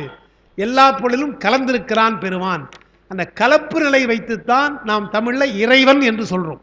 இறைவன் என்ற சொல்லுக்கு எல்லா பொருளிலும் கலந்திருக்கிறான் என்பதுதான் பொருள். இப்போ கூட சொன்னேன், அங்கே கடவுள் இயவுள் இறை என்ற அந்த பயிற்சியில் சொன்னோம். கடவுள் என்றால் கடந்திருப்பவன், இறை என்றால் கலந்திருப்பவன், இயவுள் என்றால் இயக்குபவன். இந்த மூன்று தான் பெருமான் செய்கிறது. கடந்திருக்கிறான், கலந்திருக்கிறான், இயக்குகிறான். கலந்திருப்பது என்பது எல்லா பொருள்களிலும் கலந்திருக்கிறான், உயிரிலும் கலந்திருக்கிறான். கடந்திருக்கிறான் என்றால் எல்லாவற்றையும் அவன் கடந்திருக்கிறான். இயக்குகிறான் என்று சொன்னால் சடப்பொருளையெல்லாம் அசைவிக்கிறான், உயிர்களையெல்லாம் அறிவிக்கிறான் என்று நாம் சொல்கிறோம். இதெல்லாம் அவன் செய்கின்ற செயல். அதான் அங்கே கரத்தினுள் நின்று கழிவு செய்தானே என்று பார்க்கிறோம். அது வரம் வருவது. பரம் என்றும் வரம் என்று ரெண்டு சொல் இருக்குது. பரம் சொரூப நிலை, வரம் தடத்த நிலை. அங்கே எழுதியிருக்கிற கரம் என்பது கை, இங்கே சக்தியை குறிக்கிறது. திருவுருளிலே நின்று உயிர்களுக்கு பாசத்தை நீக்குகிறான், அதான் கரம் சொல்கிறான். அப்போது பரம், வரம், மாலயன், தரம், கரம், இந்த 5 நிலையில் அதை சொல்லுகிறார். அது என்ன நிலைக்கு இருக்கிற? பரம் சொரூப நிலை, வரம் தடத்த நிலை, மால் அயன் அதிகார நிலை. பெருமான் உயிர்களுக்கு படைப்பது காப்பது போன்ற தொழில் செய்கிறார் என்றால் அது அதிகார நிலை, அதிகார நிலை. தரம் என்றால் உயிர்களுக்கு ஏற்ற தகுதி, அந்த அருள் புரிவதற்கு ஏற்ற தகுதியை பெறுகிறான் என்று பார்க்கிறோம். கரம் என்றால் அருள் நிலை. அப்போது சொரூப நிலை, தடத்த நிலை, அதிகார நிலை, உயிர்களுக்கு ஏற்ற தகுதி நிலை, கடைசியாக இருப்பது கரம் என்பது அருள்நிலை என்று சொல்லி அதை தரத்தினுள் தான் பல தன்மையன் என்பதுதான் அடியாருக்கு ஏற்ற வகையிலே அருள் புரிகிறான். மற்றவங்களாம் விட்டுருங்க. 63 நாயன்மார்கள் என்று சொன்னால் 63 நாயன்மார்களுக்கு வெவ்வேறு வகையில் தான் அருள் புரிந்திருக்கிறான். அது அவங்க நாயன்மார்கள். நம்ம எடுத்துக்கொள்ளுங்க. இறைவனை நம்புகின்ற நமக்கெல்லாம் பெருமான் அருள் புரிகிறான். அருள் புரியாமல் கிடையாது, அருள் புரிகிறான். அவரவருக்கு ஏற்றார் போல அருள் புரிகிறான். எல்லாருக்கும் ஒரே மாதிரி கிடையாது. 4 பெருமக்களுக்கும் கிடையாது, 63 நாயன்மார்களுக்கே கிடையாது. பொழுது நமக்கெல்லாம் ஒரே மாதிரி செய்வானா என்றால், நானும் தான் ஏகாம நாளுக்கு போகிறேன், அவன் தான் ஏகாம நாளுக்கு போகிறான், அவனுக்கு கொடுக்குறான் பெருமான், எனக்கு கொடுக்குறேன், நாம் என்ன பண்ணுறது என்றார். அவனுடைய பக்குவம் வேறு, நம்முடைய பக்குவம் வேறு. இறைவனை அதற்காக நான் கோபித்து கொண்டு வேறுபடுகிறான் என்று அர்த்தமில்லை. அழகாக எழுதுகிறாங்க. மகுவு என ஒக்க பார்க்கும் தாய் போல. ஒரு தாய்க்கு குழந்தை பிறந்தால் அந்த குழந்தையை ஒத்து பார்க்கிறார் இல்லையா, அதுபோல பெருமான் எல்லோரையும் ஒரே வழியாக பார்க்கிறான் என்று சொல்கிறான். ஏன்னா அவரவர் தரத்திற்கேற்றார் போல அருள்கிறான் என்று சொல்லி அதுதான் அந்த பாட்டை சொல்லியிருக்கேன். ஆட்பால் அவருக்கு அருளும் பண்ணமும் ஆதி மாண்பும் கேட்பான்புகள் அளவில்லை, ஞானசம்பந்தருடைய பாட்டு. அப்புறம் திருவருளை திருமூலர் கரம் என்ற சொல்லால் குறித்திருக்கிறார். கரம்னா கை, அதாவது சொல்லியிருக்கிறார். அது என்ன காரணம் என்றால் அது வரியில் போட்டிருக்கேன். என்னை இப்பவத்தில் சேரா வகை எடுத்து. எடுத்து என்றால் அருளாகிய கையால் எடுத்து. அப்போ அருள் என்பது கை என்றால் நாம கீழே விழுந்துட்டோம். கீழே விழுந்தவளை கை கொடுத்து தூக்கணும் இல்லையா? பிறவி என்ற கடலில் நாம் விழுந்ததாலே அருள் என்ற கை வருகின்றது. எனவேதான் சிவஞான சித்தியாரில் என்னை இப்பவத்தில் சேரா வகை எடுத்து என்று பாட்டில் இருக்குது. சேரா வகை எடுத்து பாட்டில் இருக்கிறது. உரை எழுதுகின்ற பொழுதுதான் அந்த எடுத்து என்பதற்கு அருளாகிய கையால் எடுத்து. அப்போ அருள் என்பது கை என்று அங்கே சிவஞான சித்தியா வருது இல்லையா? அருளாகிய கையால்னால் அதுக்கு தான் அந்த நங்கையினால் நாம் அனைத்தும் செய்தாற்போல் நாடனைத்தும் நங்கையினால் செய்தழைக்கும் நாயகன் என்ற திருக்கழிட்டுப்படியாரில் வரவு என்பது தொழில், சொரூபம் நிலையானது, வரவு தடத்தம் என்பது நிலையற்றது. வந்து போவான் பெருமான், வந்து போகிறான், நிலையாக இருப்பது சொரூப நிலை என்று பார்க்கும். அதோடு அந்த பாட்டு முடியுது. அப்புறம் 95 போட்டிருக்குது, நம்பர் தப்பாக இருக்குது. 55க்கு அப்புறம் 56 மாற்றிங்க. அதை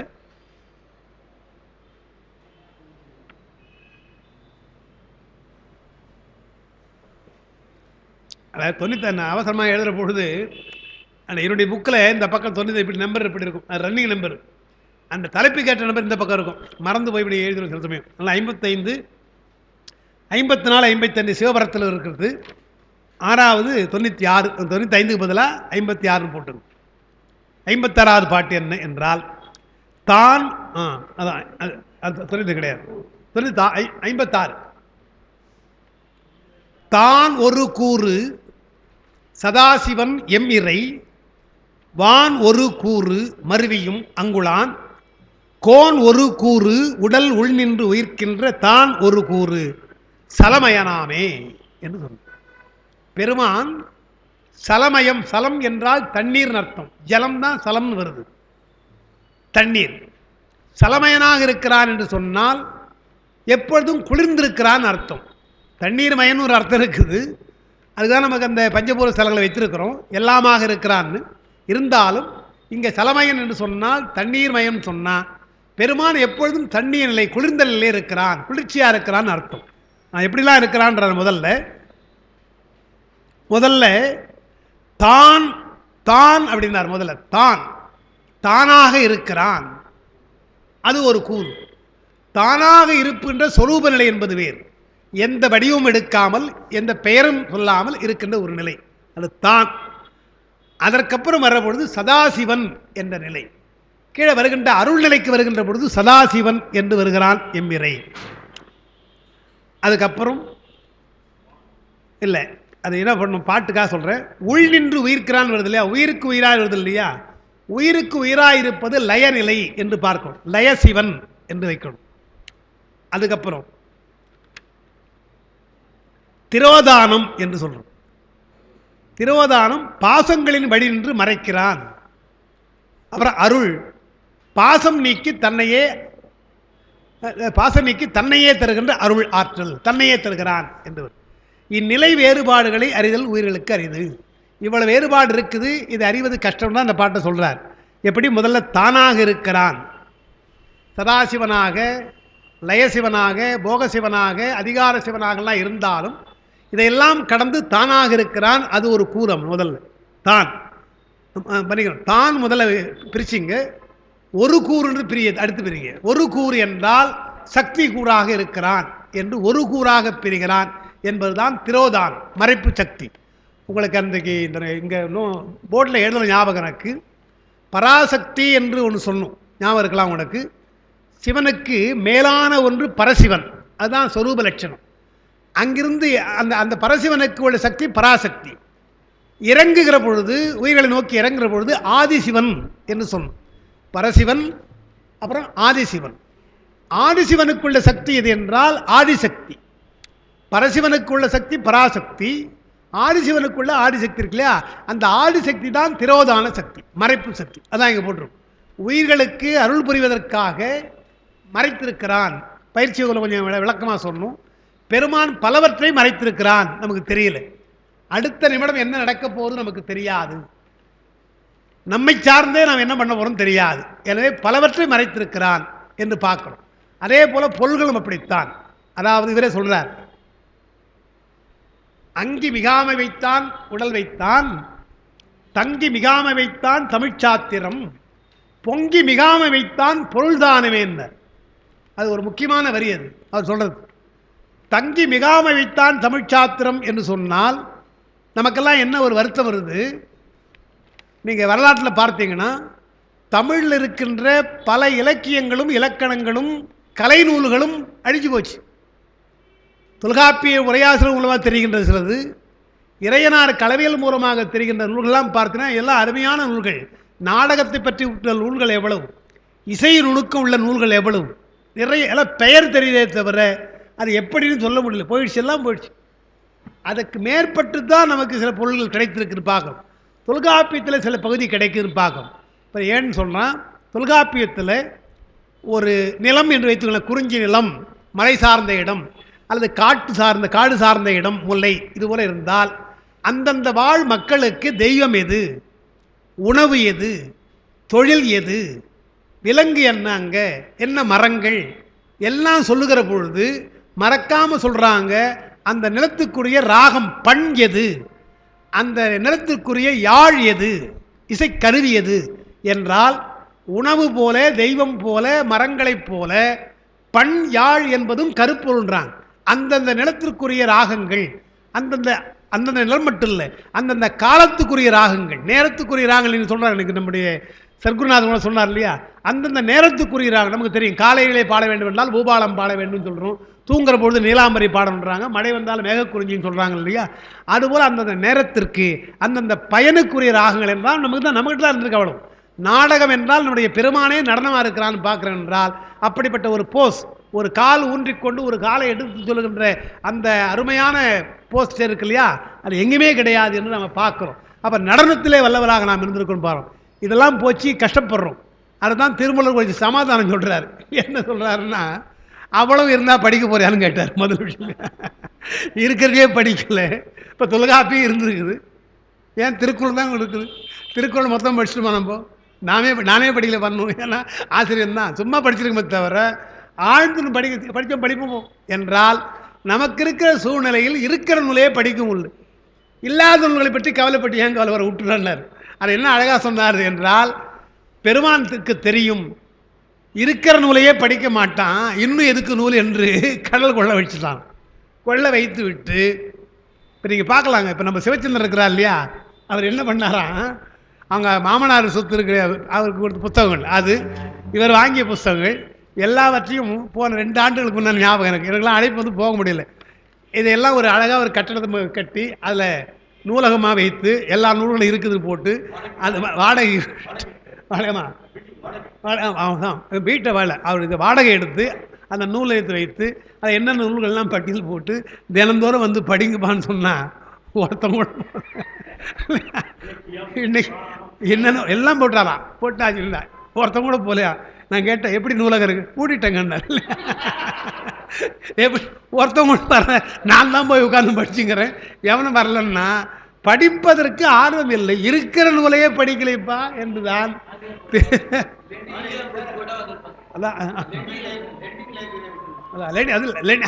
அவ்வளோ எங்கே வராங்க நீங்கள்?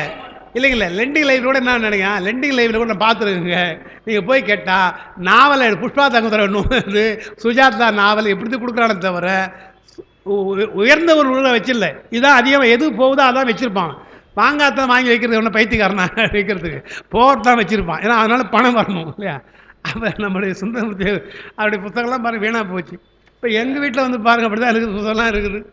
இப்போ எங்கள் டாக்டர் அதெல்லாம் சொல்லுவோம், ஏன்பா இதெல்லாம் உங்களுக்கு பின்னால் நான் என்னப்பா பண்ணுறது, இப்போயே அதெல்லாம் பிளான் பண்ண ஆரம்பிச்சா என்றால், இப்போயே சொல்லுவேன் எடுத்து கொடுத்துருங்க, சிலதான் எடுத்து போட்டுருந்தலாம் என்றால், இருக்கிற நூல்களை படிப்பதற்கே ஆள் இல்லையே என்றுதான் பெருமா என்ன பண்ணா, தங்கி மிகாமை வைத்தான் தமிழ் சாத்திரம்னு. தமிழ் சாத்திர நூல்களை அதிகமாக வைக்கல. திருமுறை காணுகின்ற பொழுது ராஜராஜ சோழன் போய் தேடுறான் சிதம்பரத்தில். பாதி செல்லரிச்சு போச்சு, புற்று மண்ணா போச்சு. அழறான், எவ்வளோ பெரிய பாட்டெல்லாம் போயிடுச்சே என்று அழறான். அழற பொழுதுதான் ஒரு அசரீர் கேட்கிறது, வேண்டுவன வைத்தோம்னு. என்ன மொத்தம் வச்சா படிக்க மாட்டான்பா, வேண்டுவன் வைத்தோம். அப்பா சொல்லுவாங்க, அது பெருமான் சொன்னது வேண்டுவன் வைத்தோம்ன்றது பொருத்தமாக இருக்குடா. என்னன்னா, நமக்கு கிடைக்கிறதுல முக்கியமான பதிகள்லாம் கிடைச்சிருக்கு, நீ பார்க்கணும். அதாவது அப்பர் பெருமான் அவர் தான் ரொம்ப ரேராக ஒரு பெருமானை வேண்டார். என்ன வேண்டார்னா, அவர் சமணத்துக்கு போயிட்டு வந்துட்டார். எனவே நம்முடைய வழக்கம் இல்லாத வழக்கமாக, எப்படி வைஷ்ணவத்தில் வச்சுக்கிறாங்க இல்லையா, அந்த சங்கு சக்கர சோழ பொறி, அதுபோல எனக்கு பொறின்றார். மின்னாரும் மூவிலை சூலம் என் மேல் பொறின்றார், இடபக்குறி பொறின்றார். அந்த பதிகம் மொத்த பாட்டு கிடைக்கல, 3 பாட்டு, 3 பாட்டு இடபத்தை பற்றிய பாட்டு இருக்குது, சூலத்தை பற்றி பாட்டு அது மட்டும் கிடைச்சிருக்கு. மின்னாரும் மூவிலை சூலம் என் மேல் பொறி, என் ஆவி காப்பதற்கு இச்சை உண்டேந்தார், இடபத்தை பொறின்னு வேண்டுகின்ற அந்த 2 பாட்டு இருக்குது. இன்னொரு பாட்டு ஒன்று உண்டு, அவ்வளோதானே தவிர மற்றது காணும். என்றால் தேவையான பாட்டை பெருமா வச்சுருக்கான் இல்லையா. அதே போல் 5 எழுத்து என்று சொன்னால் ஞான சம்பந்தம் 2 பதிகம் பாடியிருக்கிறார். 2 பதிவும் நமக்கு கிடைக்கிறது, பார்க்குறோம்.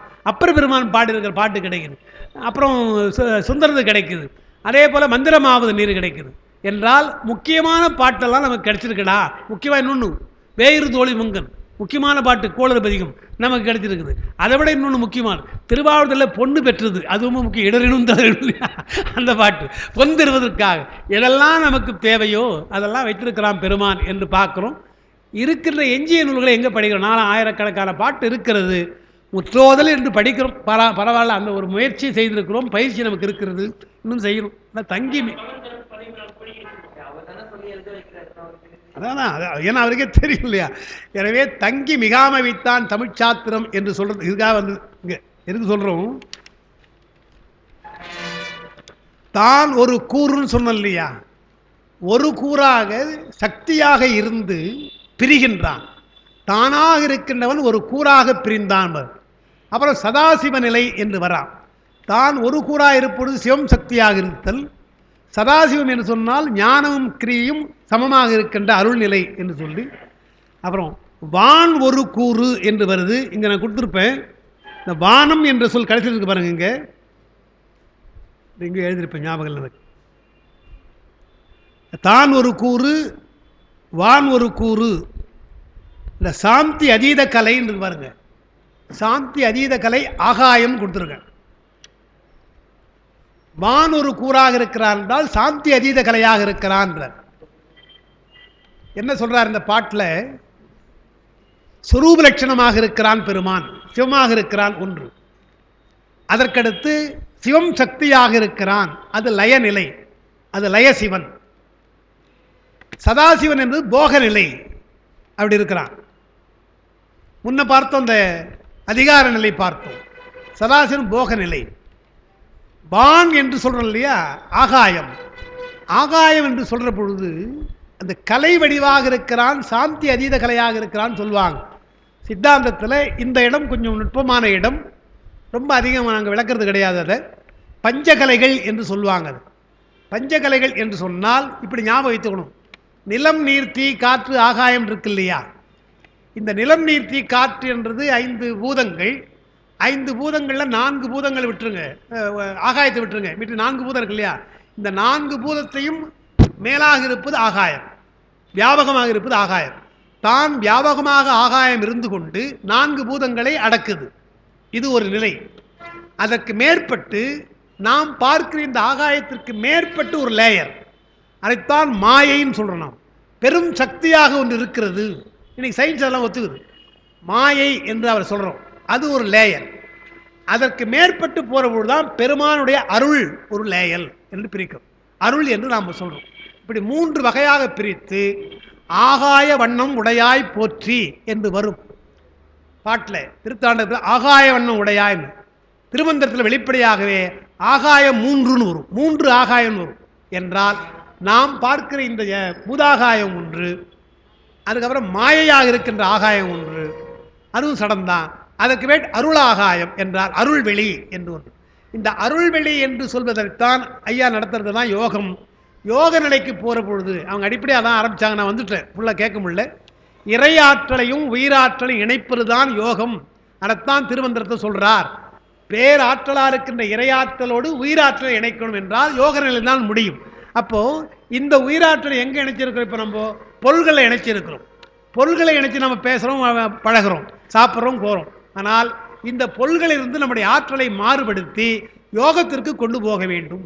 மேல்நிலைக்கு கொண்டு போகிற பொழுது மாயையை கடந்தால், அதுக்கெல்லாம் வழி சொல்லியிருக்காங்க. எப்படி சார் கடக்கிறது? பயப்படாதீங்க, அதுக்கெல்லாம் வழி இருக்குது. இப்படிலாம் கடந்தால் அந்த மாயைக்கு கடந்து போகிற பொழுது அருள் வெளிப்படும். நீங்கள் போக வேணாம், மேலே ஏறலாம் போக வேணாம், இங்கேயே இருந்து கொண்டு தான், நிலத்திலே இருந்து கொண்டு அவங்க சொல்லுகின்ற ஆசனங்கள் எல்லாம் பத்மாசனம் முக்கியமாக சொல்லுவாங்க. எத்தனையோ ஆசனங்கள் இருந்தாலும், ஆயிரக்கணக்கான ஆசனங்கள், பல வகையான ஆயிரக்கணக்காக சொல்கிறாங்க, ஆசனங்கள் சொல்கிறாங்க. இருந்தாலும் முக்கியமான சில ஆசனங்களில் முதலாவதாகவும் சிறப்பாக இருப்பது பத்மாசனம் சொல்கிறாங்க. ஆனால் தேவிருக்கை சேக்கிழார் அந்த பத்மாசனத்துக்கு தே இருக்கை என்றார். தே என்றால் தெய்வம் அர்த்தம். தே இருக்கை என்றால் தெய்வங்கள் இருக்கின்ற ஒரு போஸ்ட், அதான் ஆசனம். தெய்வங்களை உட்கார வச்சா எப்படி இருக்குது? இப்படி தானே உட்கார்ந்துட்டு இருக்கு. இப்போ புத்தர்லாம் அப்படி தானே உட்கார்ந்துருக்காங்க. அதுபோல தெய்வங்கள் உட்காருவது அந்த தெய்விருக்கைன்னு ஒரு அர்த்தம். இன்னொன்று, தெய்வ நிலை அடைய வேண்டும் என்றால் இந்த இப்படி இருக்கணுன்றார்.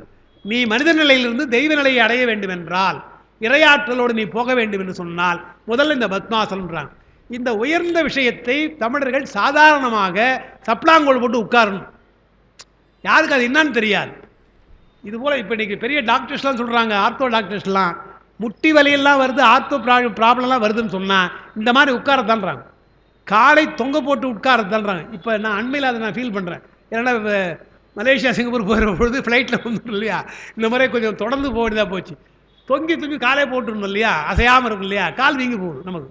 என்றால் இது மாதிரி இருக்கக்கூடாதுன்றாங்க. அப்போ நம்ம ஆட்கள் என்ன பண்ணாங்க, முதல்ல உட்கார்ந்து சாப்பிடு, உட்கார்ந்து பேசு என்று, நாக்காலே கிடையாது, கீழே உட்கார். குருகுலமாக படிக்க வேண்டுமா, கீழே உட்கார்ந்து படி என்று எல்லாவற்றுக்கும், கல்விக்காக இருந்தாலும் சரி, உணவுக்காக இருந்தாலும் சரி, சாதாரண பேச்சுக்காக இருந்தாலும் உட்கார வேண்டும் சொன்னாங்க. அது உயர்ந்த ஆசனம். அப்போ நம்ம அறியாமலே தெய்வ நிலை அடைகின்ற ஒரு ஆசனமாக இருக்கின்றது என்று பார்க்கணும். அதனால் வான் ஒரு கூறு என்றால் அதை சாந்தி அதீத கலை என்று சொல்லி அதை எப்படி நம்ம புரிஞ்சுக்கணும்? 5 பூதங்கள் சொன்னோம் இல்லையா, 3 லேயர் சொன்னோம் இல்லையா, 3வது லேயர் தான் நமக்கு அருள்நிலைன்னு சொன்னோம். அருள்நிலைக்கு கீழே மாயைன்னு சொல்லும் பாருங்க. ஒன்று மாயை என்று சொல்கிறது சுத்த மாயைன்னு வைத்துக்கணும். அது அசுத்த மாயை அல்ல, பிரகிருதி மாயை அல்ல, சுத்த மாயை. அந்த சுத்த மாயையில் கலை என்ற பொருள் 5ஆக வருகிறதுன்றாங்க. 5 கலையாக என்று சொன்னால் 5 கலையாக பிரிகிறது என்று சொல்லி, நிலம் என்ற அந்த பூதத்தை மறைப்பது ஒன்று, நீர் என்ற பூதத்தை மறைப்பது ஒன்று, தீயை மறைப்பது, காற்றை மறைப்பது, ஆகாயத்தை மறைப்பது என்று எல்லாவற்றுக்கும் மேலாக 5 கலையாக அது இருக்கிறது என்று சொல்லி, இங்கே 5 பூதம் சொல்வது போல 5 கலை என்று சொல்லி, நிலத்திற்கு நேராக நிவர்த்தி கலை, நீருக்கு நேராக பிரதிஷ்டா கலை, தீக்கு நேராக வித்தை கலை, காற்றுக்கு நேராக சாந்தி கலை, ஆகாயத்துக்கு நேராக சாந்தி அதீத கலை என்று வைத்து, அந்த கலைதான் சுத்தமாயை. அதுதான் பெருமானுடைய அருள் ஆற்றல் தங்குகிற இடம். சுத்தமாயை என்பது பெருமானுடைய அருள் ஆற்றல் தங்குகிற இடம், அது கலை. அதனால் இந்த நிலத்திலே உட்கார்ந்து கொண்டால் நாம் இங்கே தான் இருக்க முடியும். இது அசுத்த மாயை. இங்கே உட்கார்ந்து கொண்டு நாம் பெருமானை எண்ணணும். எங்கே? மாயையெல்லாம் கடந்திருக்கிற பெருமானை எண்ணணும்.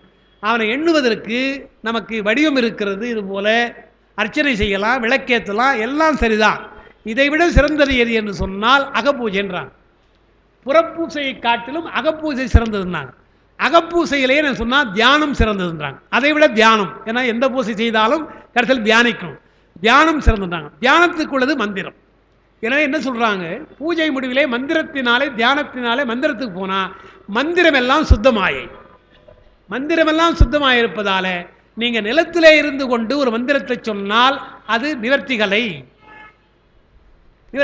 அடிப்படையா தண்ணீரை எடுத்து நீங்கள் தெளிக்கிற அது மந்திரத்தில் சொன்னீங்கன்னா அது பிரதிஷ்டா கலை.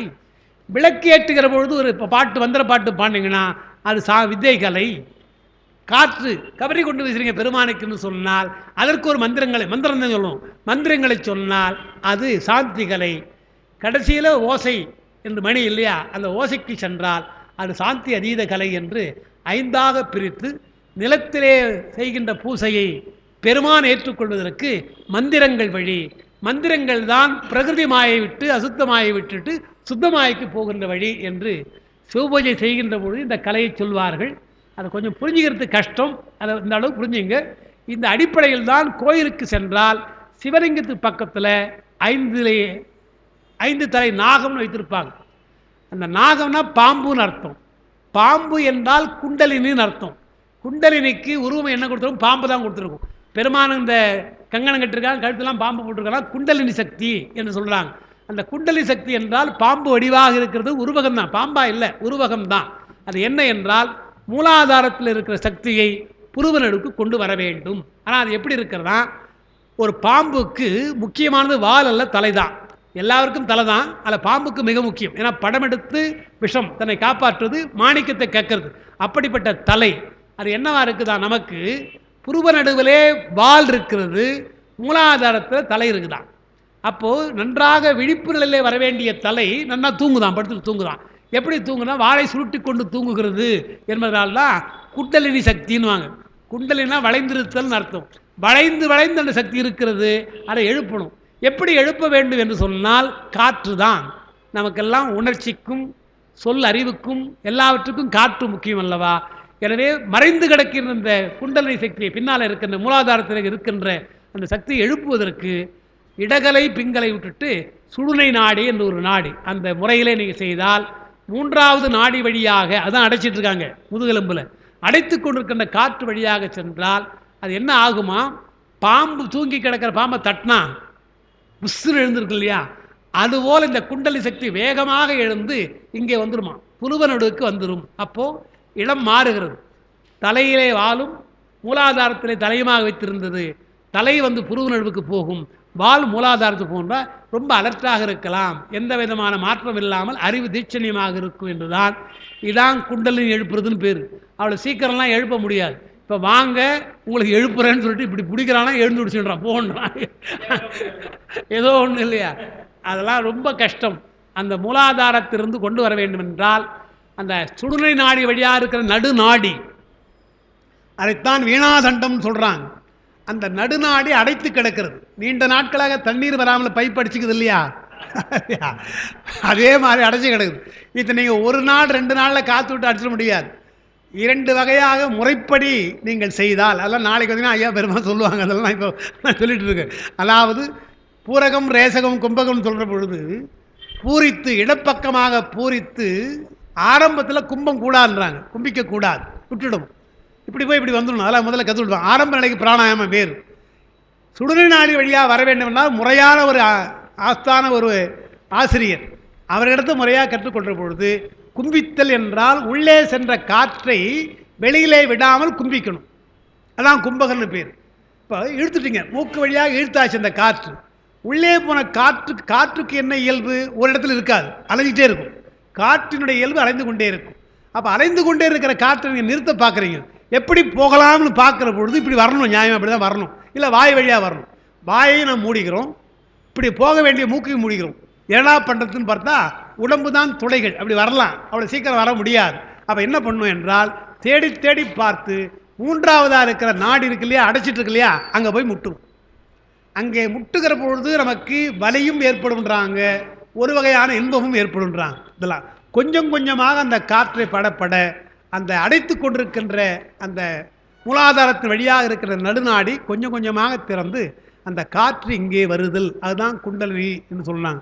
அதுதான் இங்கே சொல்கிறார். சாந்தி அதீத கலை என்றால் இந்த மாதிரி முறைகளே மந்திரங்களினாலே சுத்தமாய்க்கு சென்று பெருமானோடு தொடர்பு கொள்ளணுன்றாங்க.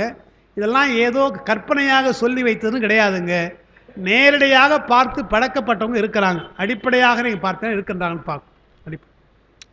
சரி, சாந்தி அதீத கலை ஆகாயம். அந்த கோன் என்றது எஜமானன், யமானன் உயிர். உயிர் அப்போது தான் என்று சொன்னார், வான் என்று சொன்னார், கோன் என்று சொன்னார்.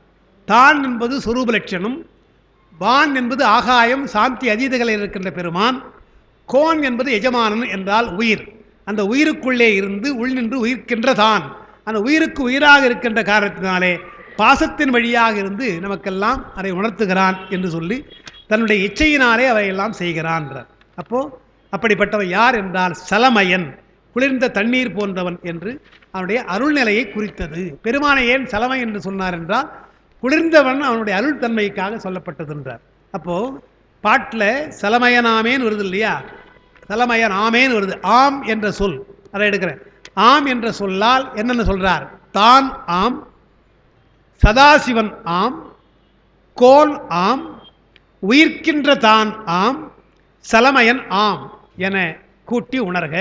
எப்படியெல்லாம் இருக்கிறான், பல வகையாக இருக்கிறான் சொன்னால் தானாக இருக்கிறான், சதாசிவனாக இருக்கிறான், கோனாக இருக்கிறான், உயிர்க்கின்ற தானாக இருக்கிறான், சலமயனாக இருக்கிறான் என்று பல வகையான உருவங்களை கொள்ளுகிறான் என்றுதான் இந்த பாட்டில் அவர் சொல்லி முடிக்கிறார்.